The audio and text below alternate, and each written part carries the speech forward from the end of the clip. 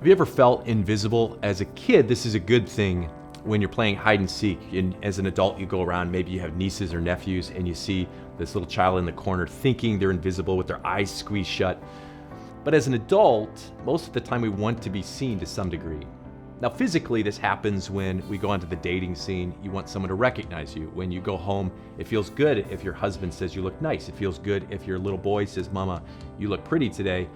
It feels good if you've been working out and someone says, "Hey, you've been working out?" And you're like, "I'm surprised you asked," as you're flexing in the corner, right? These are the things that we go through.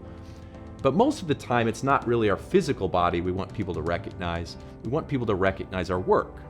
As a kid, you do schoolwork so someone recognizes it. You do your chores so someone recognizes it. You do work at home so people see it. You do stuff at work so people see it. And we're hoping that someone sees these results. So I'm guessing in some way, though, you've had the disappointment of feeling invisible, that no one is noticing you. I wonder if David, before he was King David, felt that same way. He's the puniest of 8 brothers, and they're about to anoint a brand new king. They don't even invite him to the dinner.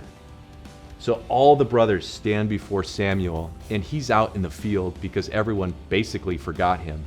And finally he shows up. And there's an interesting verse in there that God describes what happens next to Samuel. He says in 1 Samuel chapter 16, "Do not consider his appearance," talking to Samuel, "or his height, which Samuel saw and said, 'This must be the next king.' For I have rejected him," David's brothers.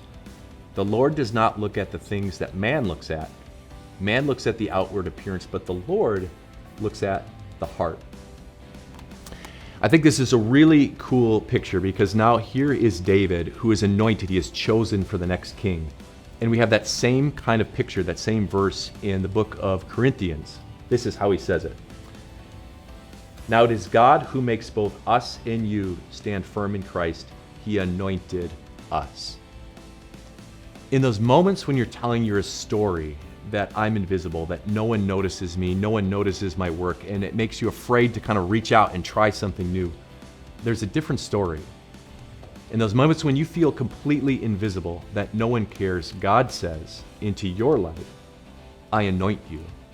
I chose you. I picked you." And that guarantees our relationship. He looks into your heart. He sees a heart of faith. He sees a heart that grasps him, a heart that he's given you through the Holy Spirit. You're not invisible because our God sees you and he sees a heart that cherishes him. We're so excited to hear about the countless lives that are being changed by these videos, and we're asking for your help. Would you consider becoming a Grace Partner? What that means is you give a regular donation to Time of Grace. Is that something you're thinking about? If so, click the link below. Thank you and God bless.